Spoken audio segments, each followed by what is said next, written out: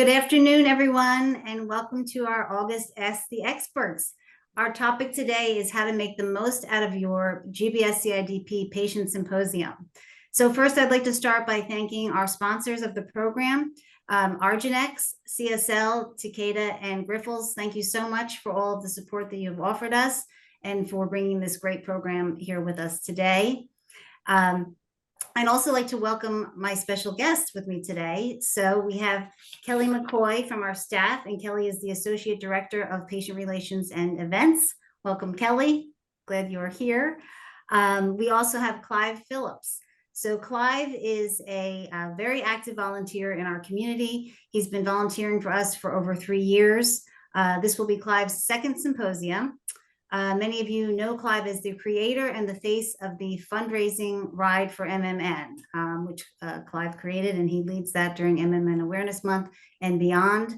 Clive is coming to us today from New Zealand. So welcome to you, Clive. Thank you, Maureen. Also today we have Rebecca Stein with us. So Rebecca Stein is a very familiar face in our community. She's participated in our advocacy efforts. She's done grassroots fundraising also during MMN Awareness Month. She was on our Empower Hour panel at our last symposium in 2022. And this is Rebecca's third symposium. So she is also becoming an expert in this topic as well. So we're glad to have her here today, and welcome to you, Rebecca. Thanks. It's good to be here. Hi, everybody. Yeah, good to see you. So a couple of housekeeping things before we get started. So people have sent us questions previously, so we're going to be jumping right in and asking some questions to our experts. But if you have a question that you would like to ask, just go to the Q&A at the bottom of the screen and put your question in there, and we will definitely try and get to it. If we can't get to it, please don't worry about it. We're going to follow up with an email. There'll be lots more emails about the symposium, and we'll make sure we get all your questions answered. Also, at the end of the session, if you really want to come on live and actually face-to-face as we can get here in our format, if you want to face-to-face talk to our experts and ask them a question, we'll leave a couple of minutes for that. And I ask you to just raise the little raise hand at the bottom of your screen, and we will try and get to you. So without further ado, our symposium, it is October 5th through the 7th. It is going to be in Alexandria, Virginia, which is very close, as you all probably know, to Washington, D.C. We are thrilled and excited to be having another symposium and to be going to, our capital and inviting you all there. So I'm going to jump in with some questions, and we're going to navigate this conversation, and hopefully you are as excited about us, about the symposium, and that you'll be registering soon if you haven't already. Okay, so one of the questions that was submitted, and Clive, I'm going to kick this to you first, and then we'll kick it over to Becky. So how do I meet people, especially if I'm shy? What is your recommendation walking into the symposium? Yeah. Stay in one place for more than about 10 seconds, and somebody will introduce themselves to you, I would say. Yeah, I can empathize with that. Actually, I'm definitely it's unlike any conference or anything like that I've ever been to, in the way that people reach out to you, and so literally either approach anybody. It doesn't matter what, you'll probably find there's people with different t-shirts that mean they're from different parts of the world or different parts of the States. Everyone's got a name badge. But yeah, honestly, if you're still uncomfortable, someone will approach you, because it is just a family, and it feels like that.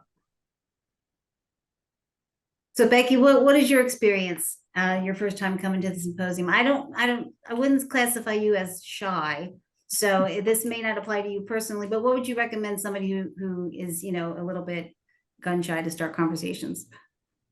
Well, I think everybody's a little bit shy sometimes. Yeah. It's a really good question, first of all, because how do you walk into that great big space filled with people and become engaged? So first of all, I want to say that the symposium is probably one of the most welcoming places that anybody with GBS, CIDP, MAD-SAM, MMM, whatever variant is that you have, this is the most welcoming space that you will ever find yourself in, whether you're shy or maybe you're just an introvert.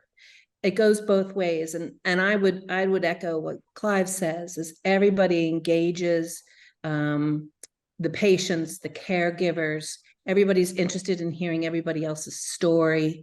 Even the purveyors of if somebody's there from Grifols or Takeda or Option Care on one of their booths, they also really interact. We had a lot of fun with them last year as we got to know them over the couple days. So I've got a kitty cat down here.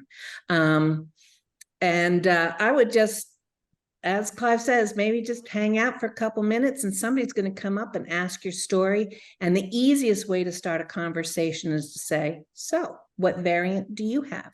Because we all know each other's stories, kind of. Yeah. And you all have something in, you have something in common just by Thank you. being there. Exactly. Thanks. So Kelly, anything to add to that as our event planner extraordinaire?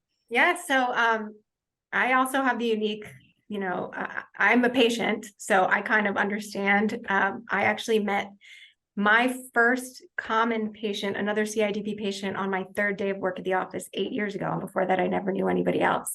But I like to describe the first day, especially of the symposium, like when you go to college, and you start the first day and you're so nervous, am I going to make friends? But everybody feels that way, right? Everybody is feeling anxious and excited. Everyone is so eager. I mean, really, to me, walking in and seeing the energy in the room, it's like a big warm embrace from our community. Yeah. Everyone is there for each other.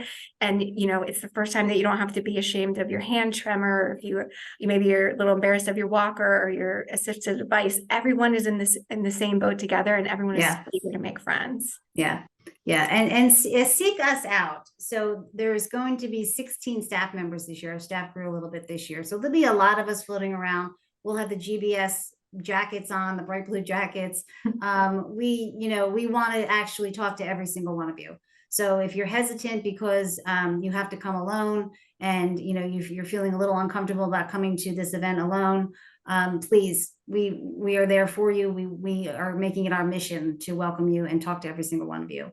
Clive, did you have something else to add? No, it was just very much about it's quite often there's definitely a place for the caregiver or the supporter, as much as the patient. So if you're a patient and you're not sure, do I bring my wife, my husband, my son, my brother, whatever, there's the community embraces everybody. Yeah. And I think there's huge value for those people as well in meeting other people that are experiencing the same thing. Right. And also we have, if you are thinking about bringing your kids, we are going to have a youth session, a breakout session for youth. We also are going to have our keynote. Rick Adati is going to do a workshop with the teens and the preteens. So there is going to be some activity for them. There will be a trivia night on Friday night, which is a lot of fun. And of course, you're right there near DC. So plenty of things to do in the off time with the kids. Okay, next question. This is kind of an obvious answer to this, but I'd like to know what you guys think as MMN patients. Will there be others there with my condition? We do get that question, that some of the more rare conditions people are worried about coming because they're not sure someone will be there that has their condition. What do you think of that, Clive? What would you say to somebody? I would say, if you're going to go to one event this year around the globe with a chance of meeting someone with your condition, even if it's one of the really, really rare ones, and MMN's pretty rare.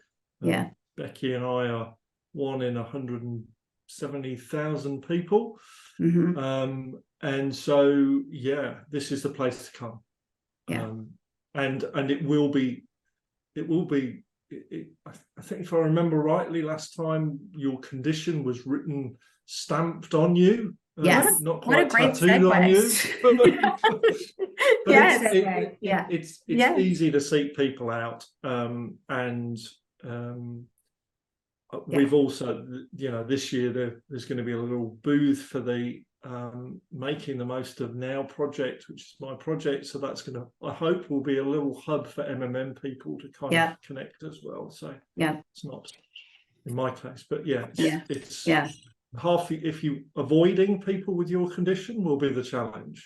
But if you can achieve a symposium and not meet someone with your condition, you've done well. Right. And we also have a whole track of breakout sessions for MMN now as well. So CIDP, GBS, and MMN. So any thoughts on that, Becky, you wanted to share? Yeah, definitely. So again, I'll piggyback on Clive. As he was saying, both Clive and I have multifocal motor neuropathy, and it's one of the more rare conditions within the family of peripheral neuropathies. And Clive, if I'm not mistaken, I think there were 14 patients, along with a lot of our caregivers, in our breakout room last year. And our two physician speakers said that this was the most patients with MMN that they'd ever seen in one location, ever. And so it's you'll definitely meet people with your own condition, but you'll also meet people with what I would call sister conditions, whether it's GBS, CIDP, again, Lewis Summer, whatever it might be. And to hear their stories. There's so many things that we share in common, from our struggles to our successes, dealing with family members, not dealing, but living with family members, that type of thing. So it's a really wonderful experience to hear everybody's stories. And by the time you leave, after speaking to everybody and making new friends and hearing everybody's stories, your own story feels more manageable. And I left extremely empowered and excited after last September. Awesome. That's awesome. So Kel, any other way they can identify? So we do the tags. Is there any other way that we can identify what condition people have so they can find each other? Yeah, so we do the stickers for everyone. We try to make it as easy as possible to network with other people. Obviously, a great way to know if someone has your condition is to attend the breakouts. So as we had mentioned, the MMN breakout in and of itself is its own entity, and Clive was very integral in helping me prepare that room and plan that schedule. But in all of those sessions will be patients and care partners that are living your exact condition. We also try to make it easy for you to find people that are local to you. So when you arrive, you're going to get a t-shirt with your region on it. And we're going to wear that the first night of our celebration. So it's really, really easy to find friends. So you can find someone with your same color t-shirt, with your same sticker, and instantly understand that that person is walking in similar shoes to you. Yeah. And the app, can you talk a little bit about the app? Do we, they put in their name, their condition, and their contact information if they want to share contact information with each other? Is that right? Yep. So if you we'll be sending out more information on downloading the app. If you attended our symposium last year and downloaded the app and still have it, you'll be able to get right in and pull it up as soon as the event goes live. So you will be already built into the app as an attendee of the symposium, and then you can go in and share as much or as little about yourself that you would like. So as you're meeting people through the event and you'd like to network, that's a great place to do it. It's sort of your pen and paper right there on your phone. And also it's just really handy to see our exhibit spaces, to get push notifications, you can put stars on the schedule and create your own schedule. Really, really great app. So thanks to Alex on our team for developing. That was very popular at our 2022. So we're doing it again. Okay, I'm going to pivot over to another topic. Will we learn much about the research that is going on? So I know the answer is yes, but I'd like to know from you guys, how did you feel after you left the last symposium? Did you feel like you knew more about the research that was going on for your condition? Start with you, Clive. Oh, me again. Absolutely. I think Becky, poor Tom Harbaugh, who's one of the kind of a leading neurologist in the MMM field. I think we put him through the ringer for about 6 hours one day, and Absolutely. And I think that this is both, whether it's the presentations to everybody. So what you'll tend to find is there are presentations that everybody goes to, like kind of the main stage, and then and that might be general information that everybody can take away. It might be specific to a condition, but there's always, as Becky said, this kind of overlap in what we can learn. And aside from that, the breakout sessions, the opportunity, quite frankly, to experts in their field and just have a chat, including one-on-one, leaves you. The only reason there'll be a question and answered is if you don't ask it. Yeah. Basically. And I say that because there's a question that I took last year that I completely forgot to ask. So it's top of my list for this year. But yeah. Fantastic. Kelly, do you let's change the order up a little bit? I'm going to go to Kelly. So maybe you can talk a little bit too about the actual research topics that we might be covering, if you have that handy. Yeah. Yeah. So we always top of mind our trials and treatments, and the physicians that are going to be presenting on the trials are typically the physicians that are very involved in the research itself, which is really, that's a firsthand experience that you're going to get. You're going to hear from Bart Jacobs, all the way from the Netherlands, who is really the front runner of the International Guillain-Barré Outcome Study. You're going to hear from Dr. Krista Gables, who's done research in CIDP. Dr. Harbo from the, Copenhagen is going to be coming, as Clive so eloquently put it, and being run through the ringer for 6 hours answering all of your questions. These are the physicians that really not only are offering these treatments to their patients, but they're participant in the research that's happening. And we always provide those during the breakout session so that we can maximize the conversation time there, so you can get really get a great perspective from the doctors who are doing the work on the research that's being conducted. Also, the companies that are doing this research are typically presented right out in the exhibit hall, so you can go out and ask questions of them there. Yep, you can learn anything you want about your treatments. They are there to answer those questions. I think you guys touched on it, but there are the one-on-one 15-minute one-on-one sessions with all of our GMAB, which are the top doctors in your condition in the world. So take advantage of that. If you're going to register for the symposium, make sure you try to schedule a one-on-one as well. And so Becky, any thoughts on research? Did you feel like you learned a lot about research in your condition last time, or for the past few symposiums? Overarching the symposium as a whole, the general session and the research that's conducted there is it's a wonderful update. It really clues us in as to what's going on. But most importantly, they're speaking in common language, not medical technology, which really helps patients understand what it is they're saying, what they're doing. When we got to the breakouts specific to different variants, again, for Tom Harbo spoke with us, that's where I learned that for MMN, there aren't even mouse models yet. I didn't realize how little research there was for MMN at that point compared to CIDP and Guillain-Barré, which I'm very thankful for, because I hope some of that trickles into other areas. But it also activated me to follow really in Clive's step and to get the word out and to see what little bit of money can be raised. If I can get raised $100 and buy one mouse, I'm one mouse ahead. So I think the scientific sessions are really good to understand your situation. And again, what can you do with that information going forward?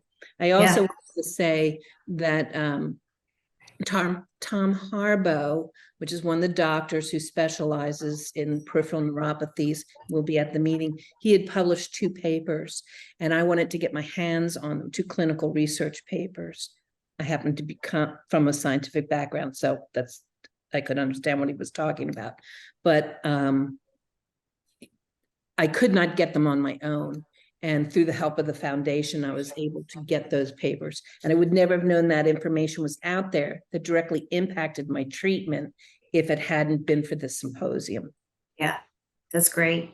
So just segueing in actually to the next question, and you had mentioned you had a scientific background, but for those who don't have a scientific background, do you feel that the presentations are understandable? The question specifically is, or will they be medical jargon?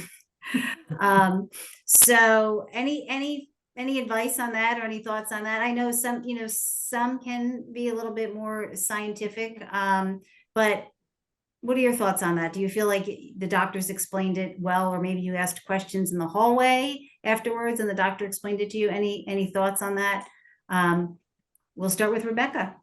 Sure. So again, I think the physicians that are attending the symposium are really some of the kindest doctors I have ever met. They are, when you're in the presence of brilliance, you can kind of recognize it. Yeah. But as smart and as brilliant as they are, they're equally as caring. And so they do speak in common human language, for lack of a better word, and made everything very understandable. And again, that's from the general sessions to the breakout sessions. And I did approach Dr. Harbo, I think 2 times while I was there, and he was always very accessible and willing to talk on a broad level, not a specific level, but a broad level. Oh, that's great. That's great. Clive, I think you probably have something to add definitely. here too.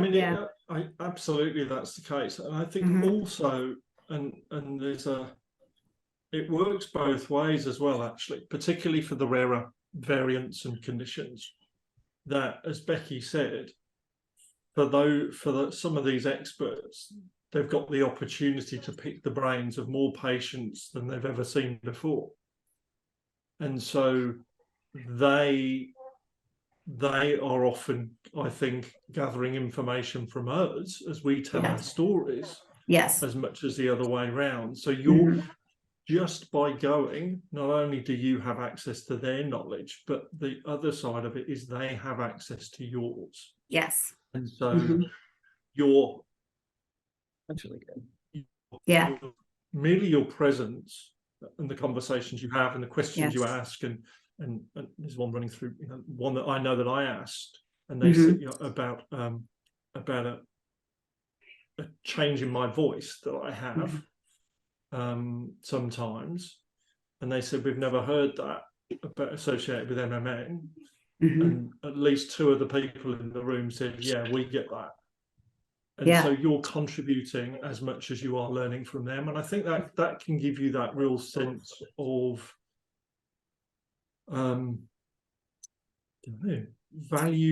extra value that the medical community is getting. And your fellow patients, because we all can start empathizing and sympathizing, and you'll have many a conversation about, do you get this and do I get that? And we're all showing off these weird things that we often try and hide. So it's quite cool in that sense. We get to be us and not hide behind anything, which is great. Exactly. It also becomes, and it's interesting you say that, it's almost like a giant focus group for the doctors.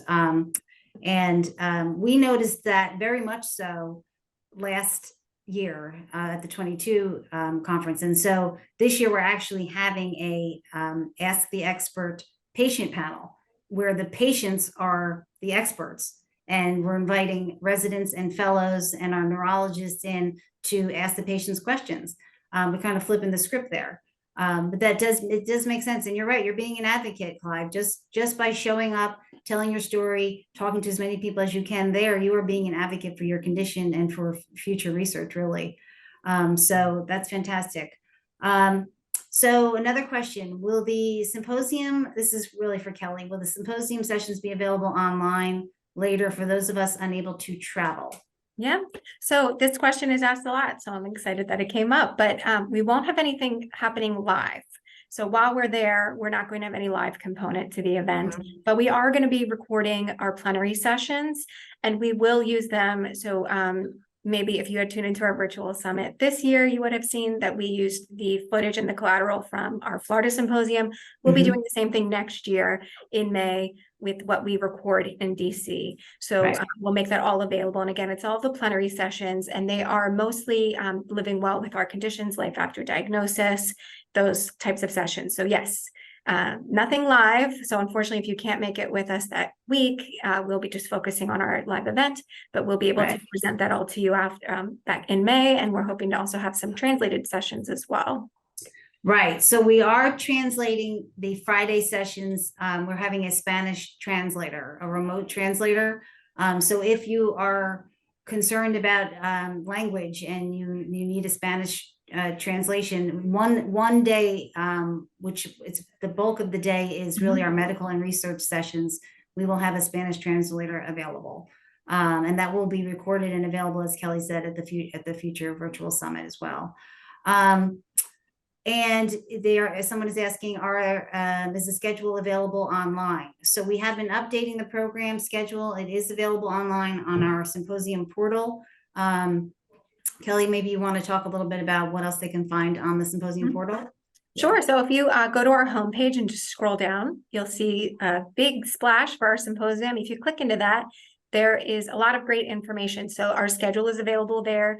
There's information about the hotel and also the link to reserve your room within our discounted block of rooms. That rate will be ending soon in the next few weeks. So please make sure that you book your rooms and you can benefit from that special rate.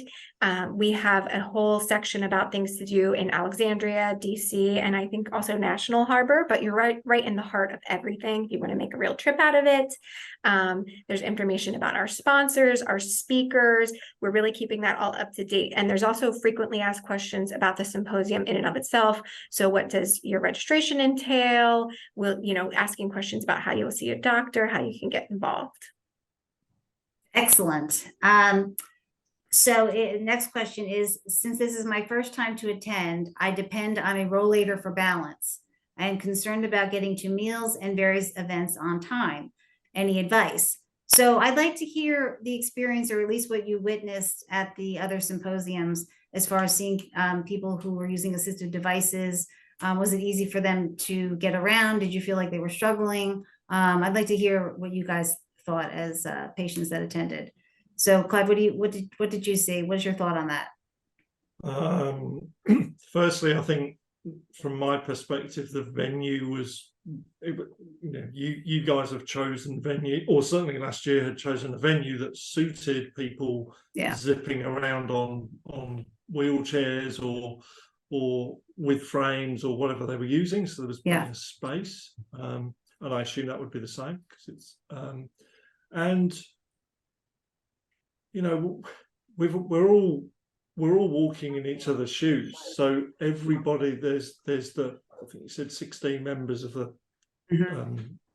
team that are there to help. Every single patient will help somebody if they need a bit of help, and things were also relatively close together. So you weren't having to go long distances.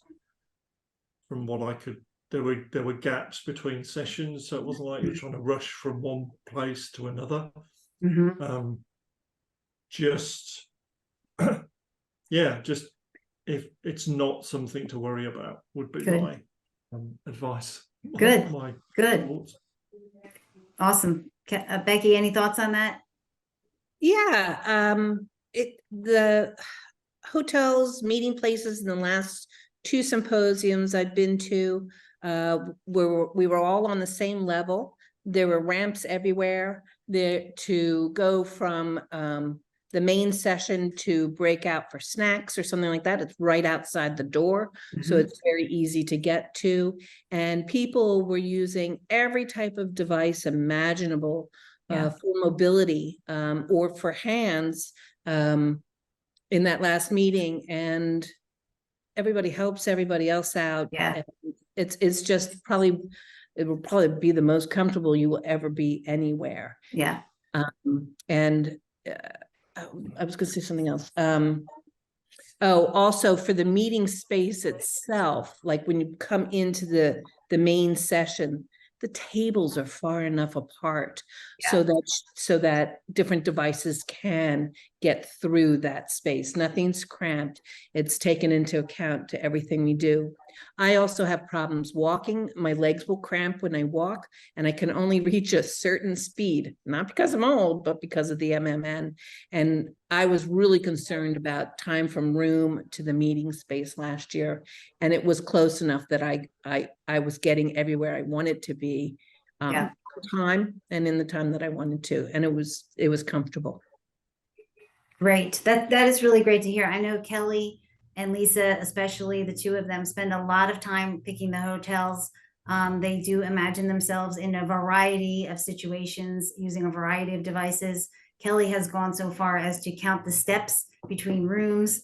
At every hotel. At every hotel. Yeah. So Kelly, why don't you talk a little bit specifically about this hotel? What's the layout like? What can they expect when they get there? Yeah. Sure. So as Maureen had mentioned, we're incredibly intentional when we choose these hotels. And I like to say that every hotel claims to be ADA compliant, but we're looking for ADA friendly.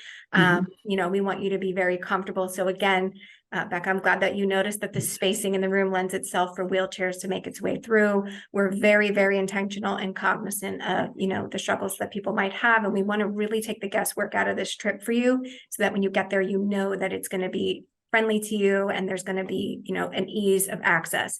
This hotel is wonderful because it's actually a conference tower property. So up in the tower are all of your sleeping rooms. You just take the elevator right down to the lower level and that's where we're at. That's our post for the whole weekend. So registration, every single session, all of our meals, everything is downstairs in that area. We really own it for that whole weekend.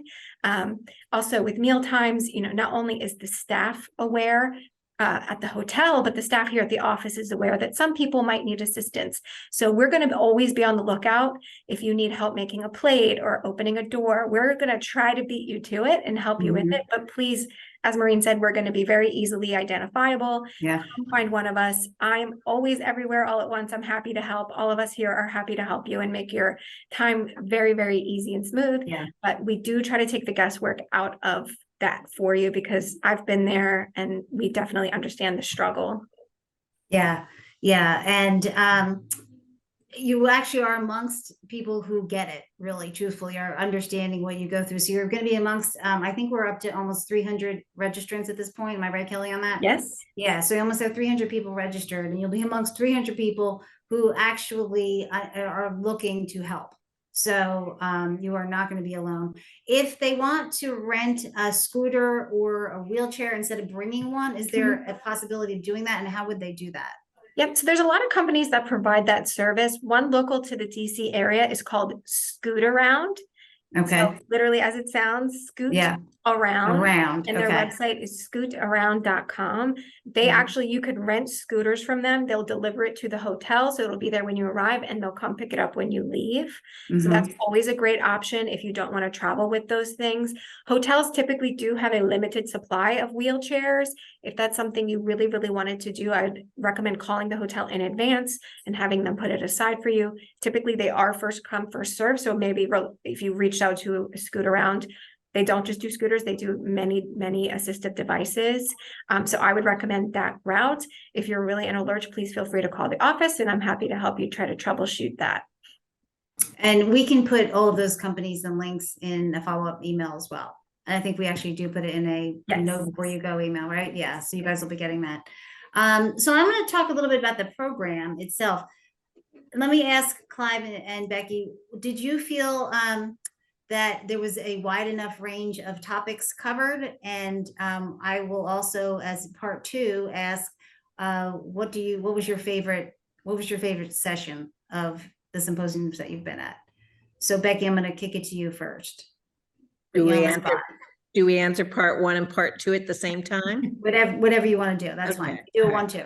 Want to follow the rules. Yeah. So my favorite part of last year's symposium was Dr. Dan Gottlieb. Mm.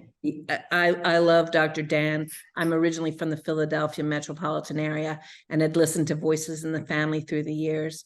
For any of you who were not able to attend with us last year, he is a psychologist. I think he's a psychotherapist, but he talked about all the emotional baggage that we deal with as we go through this process. And it kicked it off right where it needed to be. Yeah. Acknowledging the difficulties, but finishing on a high. Yeah. And then following from there, I loved the scientific session. And then I loved our breakout session. So whether it's GBS, CIDP, or MMN, we kind of become this family in this session because you have an opportunity to exchange symptoms or questions or learn things from other patients as well. Those are my favorite things about it. And then of course, cocktail hour afterwards. I like that time too. The celebrations. That's right. Yes. What about you, Clive? What was your favorite part? And did you feel like you came back well informed? Well, obviously the best presentation, which Becky didn't pick up on, was the one that I gave to our group. So that was obviously the best one. No, Obviously. Yeah. Even if I do say so myself. No, look, I'll be honest. I think for me that the general sessions were incredibly informative, but it was the MMN dedicated sessions. Yeah. And the willingness of the speakers generally to go off script, which I think, to Becky's earlier point about the approachability of some of these are world-leading neurologists. They're experts in their field, and pretty much, and certainly in Tom Harbaugh's case, he ripped up his script, and it's almost like we as the audience led him a merry dance of questions, because he recognized, and I'm sure the other neurologists did as well in the other sessions, that they're there to kind of scratch as many itches that the patients have. And that's the unique thing. You're not going in and you genuinely have a bit of an opportunity, particularly in those separate sessions, as patients, to shape the agenda a bit. Yeah. All the neurologists are approachable.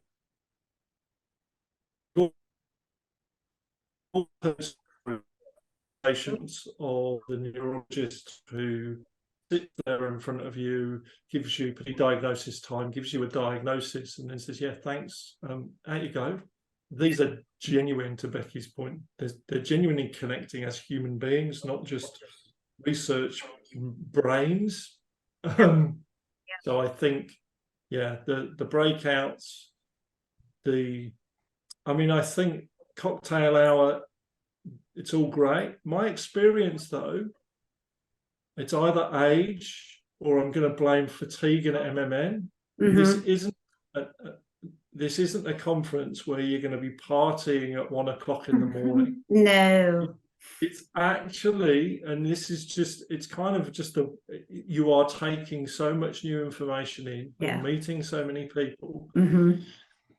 Some of you might be dealing with a bit of jet lag, that you will be getting to 7 o'clock in the evening, 8 o'clock, and going, actually, I want to go to bed. So it's not rock and roll till 1 o'clock in the morning, unless you really want to. But it just factor in. Yeah. Don't be too hard on yourself. There's lots to learn. There's plenty of time, and if you want to take a break, take a break. Yeah. Because that does help.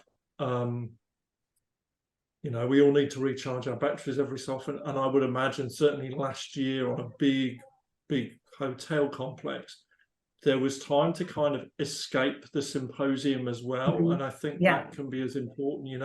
You can be flooded with everybody's talking to me and there's lots to learn, and it can be a bit overwhelming. Yeah. My experience was you could escape and just take a bit of downtime, which can be as important to recharge the batteries. Yeah. Yeah. So we hear that time and time again after the symposiums and really the regionals, any of our bigger events. So we incorporated something called the Zen Den. I don't know if you guys got to attend that, but we have an integrative medicine expert and a yoga expert.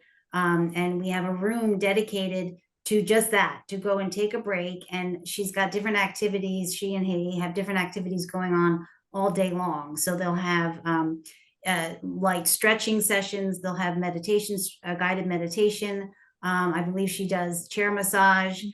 So if you need a break, you can go to the Zen Den. There's a schedule outside, and you can, join in anytime you'd like to do, whatever she's got available. So why don't we segue a little bit, Kelly? Well, Kel, first, as far as the programs, do you, can you highlight anything new that we're bringing this year that we haven't done before? I know we have some new speakers and some new sessions, so maybe you can talk a little bit about that. Yeah, so we're always listening. I like to say that our events are for you and by you, because literally it is a listening session, from what we hear from you directly at the events to what we're getting in terms of inquiries from our patient community. We're always building our presentations and programming based on your needs. So while you'll see the typical sessions of trials and treatments and what's new, and we're also going to, the residual management is probably the top topic. You're also going to see some new sessions. So you're going to see Dr. Richard Lewis and a patient discussing how to maximize your appointment time with your physician. So you'll hear from a doctor and a patient on how to really benefit, when you go to see your doctor, how to maximize that time, how to make the best of your appointments that might be infrequent at that point. We're going to have a nutritionist, which I'm very excited about. We've been trying to get a great nutritionist for many years. You'll hear from social workers. And while you will see adaptive devices, which is a session we've had in the past, it's all new information. So, there's a lot of new things going on. We're also going to have, as Clive sort of touched on, something called a lifestyle lane this year. So outside of our typical exhibit space, you'll be able to go over and see some life after diagnosis booths. We'll have an adaptive devices booth. Clive will be there. We're going to talk about our Be the Bridge program. It's really sort of that escape that Clive was mentioning, but not too far. Also, some things that we did last year for the first time are coming back. So our patient inspiration hour, that's back big time. We love that one so much. Our trivia with Dave Aarons on Friday night. Please make sure you come. It was so much fun. We had a blast. It's a great way to meet people and have a little great way to meet people. So we listened to you from last year, and we've kind of revisited our program this year. So there's some new, some old, and some backs. And one of the social workers is actually going to be talking about navigating your reimbursement journey, which is a really challenging journey for a lot of people. We get a lot of questions about insurance reimbursement and Medicare, and how to get discharged from a rehab facility, and someone sort of guiding you as to what the next steps are. We have a social worker that's going to address all of those topics as well. So we're excited about that. So we're getting a lot of questions now about really the logistics and the meals and the attire. What is the attire? So I'm going to pivot it over to Kelly, but the first question is, what is the attire, professional or casual? Casual. We want you to be comfortable. Keep in mind, you're going to be sitting in a conference room for a fair amount of the day. Maybe wear a comfortable shoe. Always bring a sweater, because conference centers, the temperatures tend to vary with all those bodies. But please be comfortable. There's nothing that you need to dress up for. Great. And the food, we have someone asking, will there be vegan options? And yes, will there be vegan options? So I always come into these events trying to cover something for everyone. So I always include gluten-free and vegetarian options. If you have a specific dietary need, such as vegan, please shoot me an email at events@gbs-CIDP.org and put that request in. I will do my very best working with the hotel to make sure that it's covered for you. Okay, and why don't you mention a little bit about kind of the schedule, the meals and the breakouts, because we have a lot of food. You will not be hungry, I can tell you that. No, wear your, actually, I go back to what I said earlier, wear your stretchy pants, because we have a Yeah, lot of. where should you? But the food, so yes, all meals are included with the exception of Friday night dinner. Friday is on your own. It's the opportunity to either get out and explore one of the local restaurants or just dine on site or get room service or eat popcorn in your bed if you're really tired. That's what I tend to do. But so starting with our Thursday night opening reception, we have carving stations, heavy hors d'oeuvres. We'll give you drink tickets that you can use at either of our receptions to have a little libation, a little fun if you're into that. We then will serve you breakfast, 2 breaks, lunch, and our closing celebration will also be the same. So heavy hors d'oeuvres, Right. carving stations. I think we had like pasta and turkey and all kinds of fun stuff Yeah. at the last event. But yeah, Yeah. we keep you And- fed. If you walk out of the door and there's not food out there, then something is wrong. Yes, and it is required that there's a coffee shop on site. That's a Yes. special requirement by me. So we have. But I'm going to there add is- to that. I'm going to add to that. Go So ahead. if you are a fan of tea, like me as an Englishman, and if you're American, you'll already know this, but if you're not, American hotels don't do tea. They don't do kettles in your room. I'd never understand it.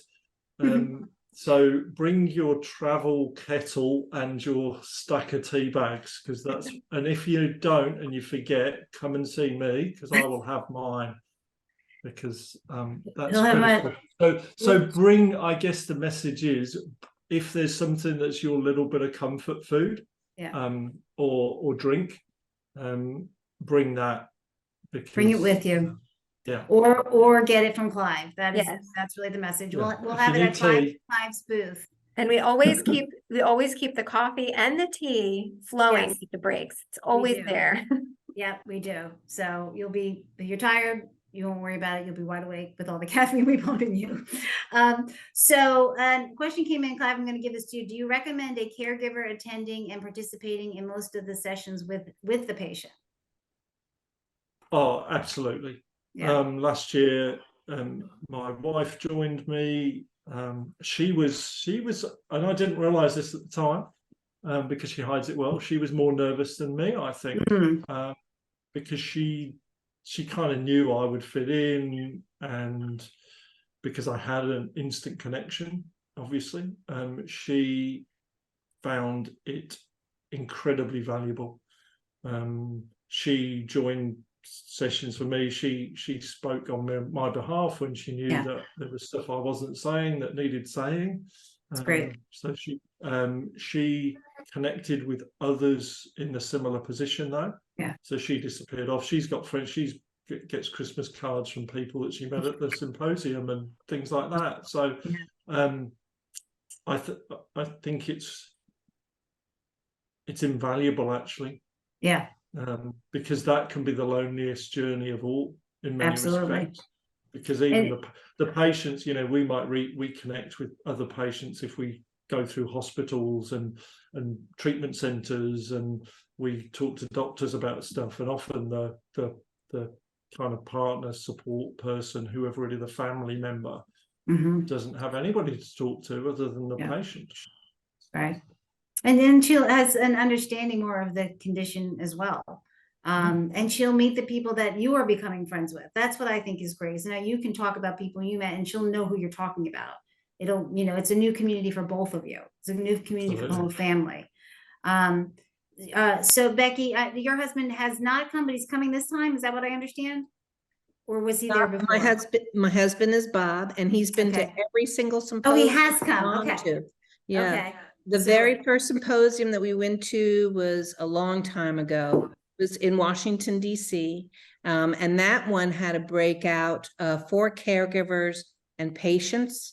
And so we divided and we each went to our different sessions, and we came back and we told each other what we had learned. And we both had learned we both had shared out very different things during those sessions.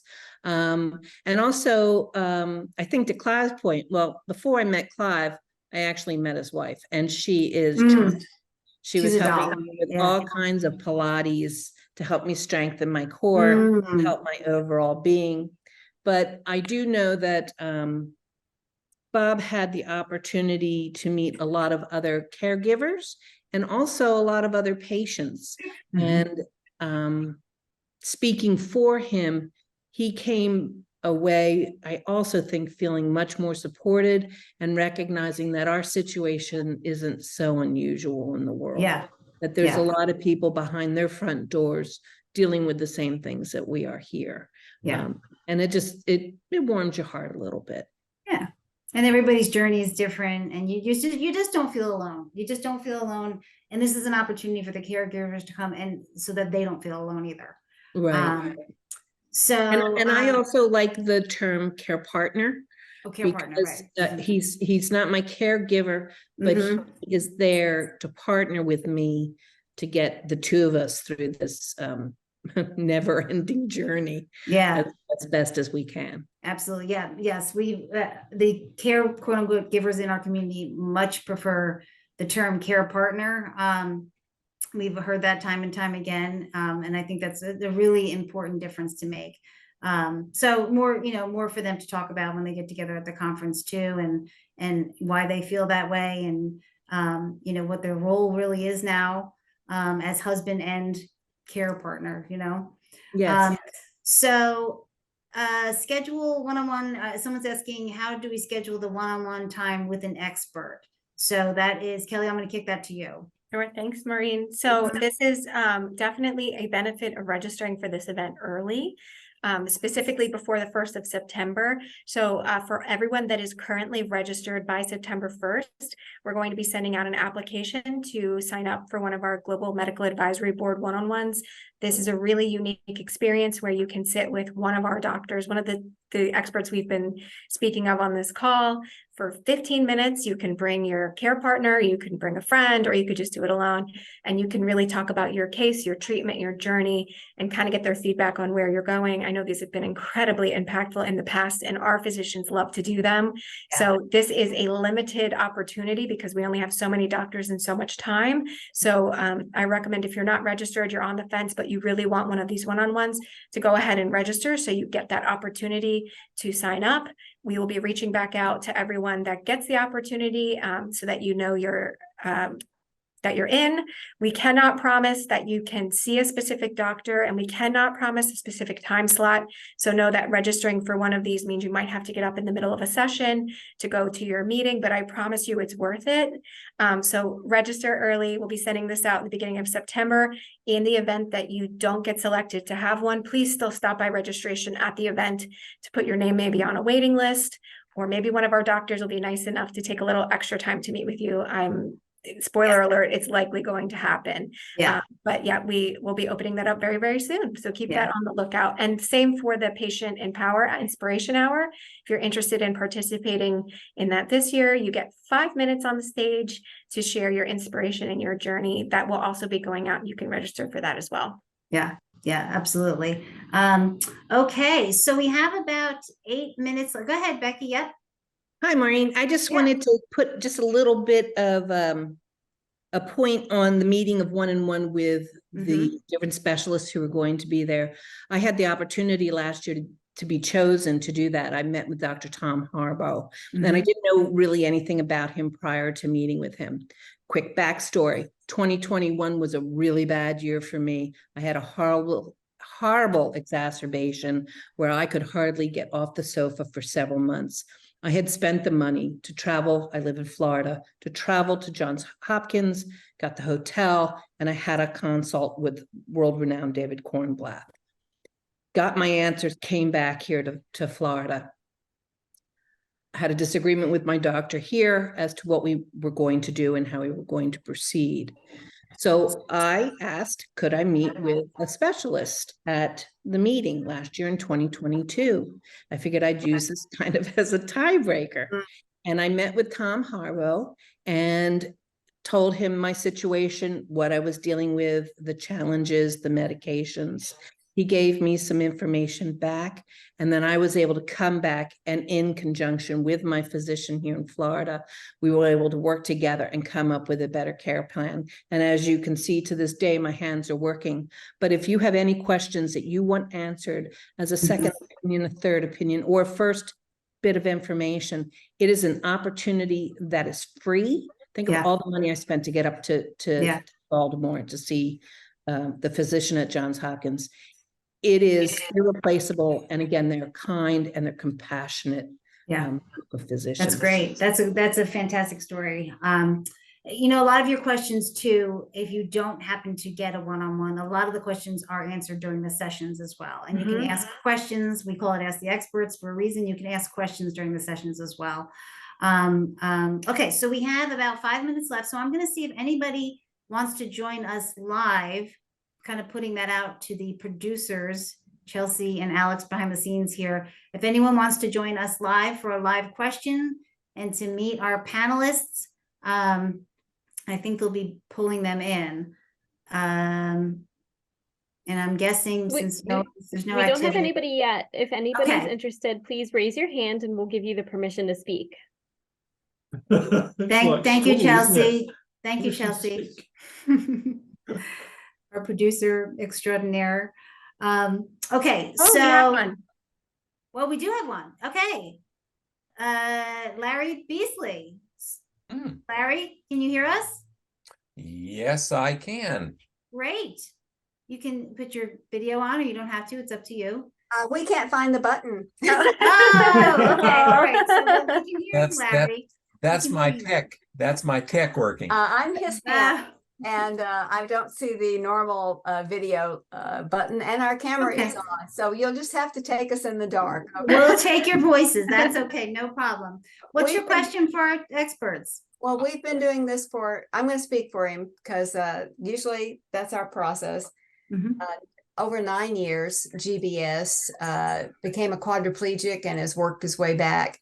Mm. And the problem that I would like to address right here is, Ms. Kelly, if we have the opportunity to speak with someone, do we need to have a formal question written down prior to establish some sort of pattern, or do you just wing it as if you were sitting down with someone for coffee and let it flow? Would you not recommend a script of questions? So it totally depends on you. I think that, I mean, there are people that have done both. I think that an organic conversation is still just as valuable if you just want to, you know, sometimes, I mean, when I go to the doctor, I'm very forgetful and, you know, my brain is all over the place. So I keep a couple bullet points of things I want to address or touch on, but you are more than welcome to just sit with the doctor and say, hey, even if you feel like you're doing well, or, you know, you have good care, I think it's worth it just to hear. I mean, when else, right, are you going to hear from some of these doctors? So you can just have an organic conversation and say, here's where I'm at, here's where I would like to be, and what do you think? Or you can go prepared. I do want to just remind everyone that the time is limited. Yeah. So maybe coming with a few questions or a few bullet points is helpful. Mhm. I don't recommend coming with medical records and, you know, your EMG results or anything like that, because you just won't have the time. But if you wanted to go and meet with a doctor and just say, hey, here's where we're at, what do you think? I think that organic conversation lends itself really nicely as well. Yeah. Yeah. You'll know me when I get there I'll be carrying a Moses stick. Okay, I'll be looking Okay. for you. Is this going to be your first conference, Larry? First one, No, No. you've been. not to GBS. Yes, you went to Oh. Baltimore. I was Oh, gonna say, I feel like your names are very familiar to me. Yeah. So Way I back. think I've met you in Baltimore. That makes sense. And Yeah. Larry has a bit of cognitive issues, so that's Okay. why I speak up a lot of times. I don't mean Okay. it bossy. We've just gotten into a routine, I guess. Yeah, that's Um, okay. That's great. Well, yeah. So like Kelly said, either way is perfectly fine. But just keep in mind, it is only 15 minutes. They're not really going to diagnose. They'd probably rather hear from you what you're there to learn from them. So I would write down questions too, even if it ends up being an organic conversation. Okay. Do we have any other live questions? One more. We do. Oh, Patty. this is great. Hi, Patty. Hi, How are you? can you hear me? Yes, we Yes. can. Okay, Where are you calling us from? Woburn, Massachusetts. Oh, great. I What's came your- down with GBS in 2008. Okay. And what is your, I actually, in 2010, started a support group at the New England Rehabilitation Hospital oh, okay. in Woburn. Yes. and we had about, I want to say 30 members. And then when COVID hit, nobody was allowed to go into the rehabilitation hospital and everybody was staying home. Mhm. Since then, it has changed hands a couple of times, and now it is Encompass and Health and Encompass bought that out. Okay. And we're talking about starting another support group again, because a lot of people who were vaccinated or came down with COVID Mhm. got forms of GBS. Okay. So there is a real need for it right Yeah. now. Yeah, absolutely. So Patty, what is your question today about the symposium for our panelists? I am not able to attend this symposium this time. Mhm. The one I went to was one at Disney. Oh, okay. I don't remember how 2014, many years ago that was. 2014, almost 10 years. Yeah. But very interested in learning more about MNN to help my people if somebody comes in that has MNN. I don't know that much about it. I know about GBS and CIDP, Mm-hmm. but that was kind of new to the market back when I had GBS. I don't think MNN was even talked about then, back in 2008. Mm-hmm. So to Yeah. see all these different variants Yeah.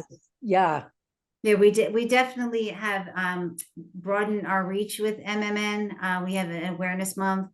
Of course, we have more volunteers that are coping with the condition.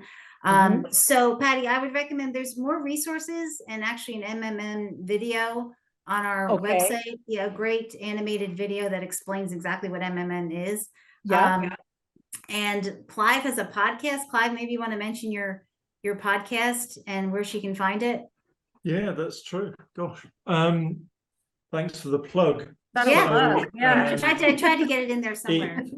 The easiest way, because I always struggle with this, it's the Making the Most of Now podcast. I know it's on Apple and various other platforms, but you can get it through my website, which is makingthemostofnow.co.nz.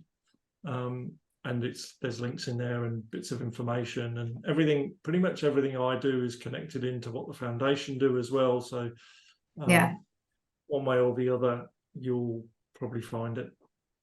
Yeah. So again, more resources on the website, and we will be taping, I believe, some of the sessions, MMN, a portion of it. If not, we'll at least have a recap of what happened at the conference, maybe some articles that are coming out, and we'll try to make them available for everyone who cannot attend. So we are past the hour, but I will turn to you, Becky and Clive, and give you the last word. Is there anything else you want to add in? Anything we didn't cover today that you think is really important for people to know? I just think, look, if you're still on the fence and you're not sure, jump in at the deep end, go for it, get registered, you won't regret it. You'll get to meet Becky and I. Maureen, there you Kelly. go. There's four people that really just great to meet. So and you genuinely won't regret it. Yeah. Awesome. And I'm going to echo what Clive says. Come on out, meet everybody. Yeah. Feel the fellowship, learn a couple new things, and support yourself. Really, by coming out, you're supporting yourself, and it's self-care. It'll be the best couple days and the best money that you've spent outside of your co-pays. So come play with us for a couple days. Absolutely. We always say at the foundation that it's like meeting lifelong friends for the first time. So you'll come in a stranger, you will leave with literally lifelong friends, feeling like you just went to a family reunion. So please call us if you have further questions. We're gonna wrap this up. Thank you so much to our guests. You guys were fantastic. Looking forward to seeing everyone. We're all available here at the foundation. Give us a call, send us an email. We're happy to answer more questions. And anything last words from you, Kelly? I can't wait to see you in DC. This is Yeah. our favorite thing to do at the Yeah. office. And you won't have this opportunity again until 2025. So don't miss out. If you want to come, please join Yeah. us. I promise you, we're not scary here. We're Yeah. here to welcome you with open arms. So Yeah. hope to see you If there. anything, you'll have a couple of laughs. We can guarantee you A that. lot of laughs and a lot of food. A lot of good So. food. That's true. All right, guys, take care. Hopefully we'll see you soon. Bye-bye. Thank you.